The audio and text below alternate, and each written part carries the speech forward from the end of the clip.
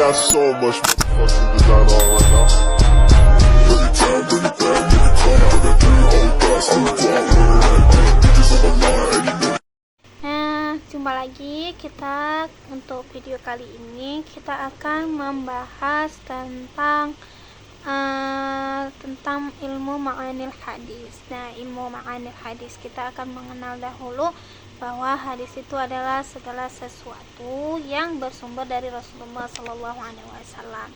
Nah, kali ini kita akan membahas tentang ilmu ma'anil hadis. Jadi ilmu ma'anil hadis ini sangat butuh kita pahami agar kita mengetahui secara benar sehingga tidak terjadinya kesalahpahaman dalam mempelajari ilmu hadis Rasulullah Sallallahu Alaihi Wasallam. Nah, jadi ada hadis yang menggunakan bahasa kiasan kan. Nah, ada juga hadis yang dia itu berkaitan dengan keadaan yang tertentu. Bahkan ada yang harus dipahami bersama hadis lainnya juga. Jadi oleh karena itu para ulama itu mengembangkan ilmu ma'anil hadis, yaitu ilmu yang membahas cara memahami makna hadis sesuai makna Rasulullah SAW. Nah, yang pertama kita akan masuk pada ilmu ma'ani. Jadi ilmu ma'ani itu secara bahasa itu adalah ilmu yang mempelajari arti makna itu. Kata makna itu berarti arti, makna atau arti. Nah, jadi di sini kita akan membahasnya. Ma'ani itu adalah ilmu yang membahas cara memahami makna, maksud dan kandungan hadis Rasulullah Sallallahu Alaihi Wasallam. Jadi semua ilmu ma'ani itu mengajarkan apa yang dimaksud oleh hadis Rasulullah Sallallahu Alaihi Wasallam serta penjelasan para sahabat dan para ulama. Jadi tujuan ilmu ini agar hadis itu dipahami sesuai dengan maksudnya Rasulullah, bukan hanya berdasarkan arti hafalannya aja atau arti harfiahnya saja. Kita masuk kepada tujuan ilmu ma'ani hadis. Jadi tujuan dari ma'ani hadis ini adalah memahami kandungan hadis secara benar, menghindari kesalahan dalam menafsirkan hadis, mengetahui hikmah yang terkandung dalam hadis, dan juga membantu kita untuk menetapkan hukum Islam secara tepat dan mengamalkan hadis sesuai syariat Islam, tujuan syariatnya. Nah, kita masuk ke dalam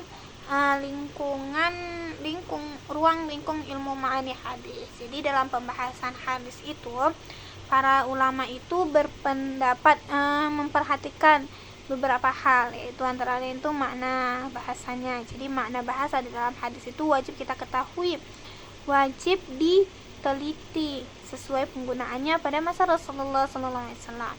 Ya, terus ada asbabul wurud hadis. Jadi dalam lingkungan ma'ani hadis kita juga harus mengetahui asbabul wurudnya. Asbabul wurudnya itu mengetahui latar belakangnya Rasulullah mengucapkan suatu hadis itu kenapa dan apa tujuannya itu. Nah, yang ketiga itu ada konteks hadis, yaitu memahami kepada siapa hadis itu ditunjukkan, kapan hadis itu disampaikan, dan dalam keadaan apa hadis tersebut diucapkan. Nah, jadi ada juga yang terakhir tuh hubungan dengan Al-Quran. Jadi ilmu ma'ani itu adalah menceritakan tentang ilmu hadis yang berhubungan dengan Al-Quran. Jadi hadis itu dipahami dengan tepat, memperhatikan ayat-ayat Al-Quran sehingga tidak ada kesalahpahaman di dalam hadis itu. Nah, bagaimana cara kita untuk memahami ilmu hadis? Jadi ada beberapa metode memahami ilmu hadis. Jadi para ulama itu menggunakan beberapa metodenya, yaitu memahami makna bahasanya, yang mana meneliti arti setiap kata dalam bahasa. Terus memahami sebab munculnya hadis. Sebagaimana kita mengetahui latar belakangnya hadis, itu munculnya itu maknanya itu tidak disalahartikan. Terus menggabungkan hadis-hadis yang berkaitan. Jadi apabila ada hadis-hadis yang tentang satu masalah sesuai semuanya itu dipelajarkan secara bersamaan. Namun ada juga memahami tujuan syariat. Jadi kita juga harus memahami tujuan-tujuan syariatnya agar tujuan syariat Islam itu mewujudkan kemaslahatan dari menghindari kemudaratan dalam kita mempelajari ilmu hadis. Nah, yang kelima adalah kita akan membahas tentang contoh penerapan ilmu ma'ani. Nah, misalnya Rasulullah Shallallahu Alaihi Wasallam itu bersabda, sesungguhnya setiap amal itu tergantung pada niatnya.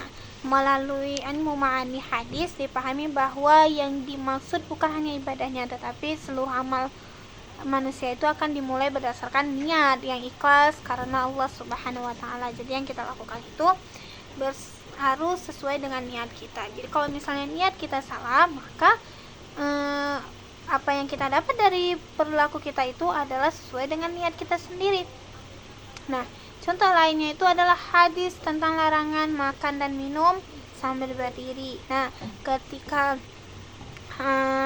para sahabat menjelaskan hadis ini, lain yang menunjukkan Rasulullah pernah minum sambil berdiri. Jadi ada pertentangan ya. Sebenarnya bukan pertentangan. Di sini kita akan menjelaskan. Jadi kenapa Nabi itu minum dalam keadaan berdiri? Karena saat Nabi itu berdiri itu dalam keadaan tertentu. Jadi ketika saat itu pastilah konteksnya itu hadis itu bertentangan, padahal tidak bertentangan. Jadi dengan adanya niat itu tergantung. Contohnya seperti Nabi itu minum berdiri. Nah, kenapa Nabi itu minum berdiri? Ternyata pada saat Nabi minum berdiri, hadis yang diriwayatkan hadis ini yang menceritakan Nabi itu minum sendiri itu ketika Nabi meminum air Zam-Zam. Nah, kenapa Nabi itu minum air Zam-Zam saat keadaan berdiri? Nah, di situ ternyata niat Nabi itu untuk menjelaskan bahwa air Zam-Zam itu sangat murni.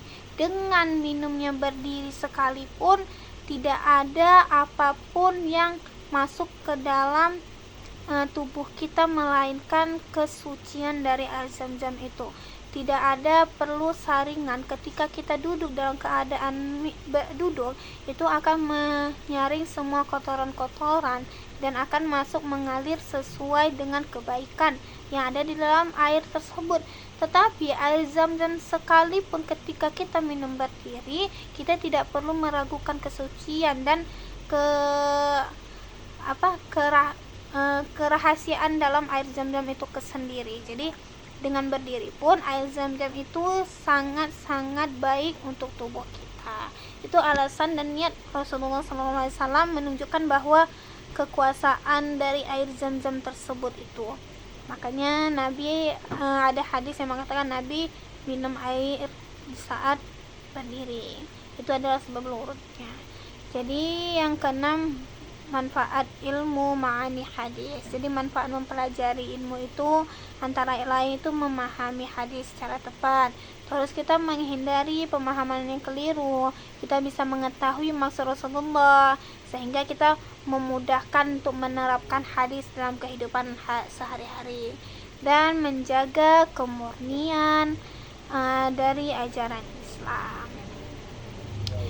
Yang terakhir kita akan membahas tentang tokoh-tokoh ilmu ma'ani hadis. Tentulah kita akan mengenal siapa-siapa aja yang termasuk dari tokoh-tokohnya.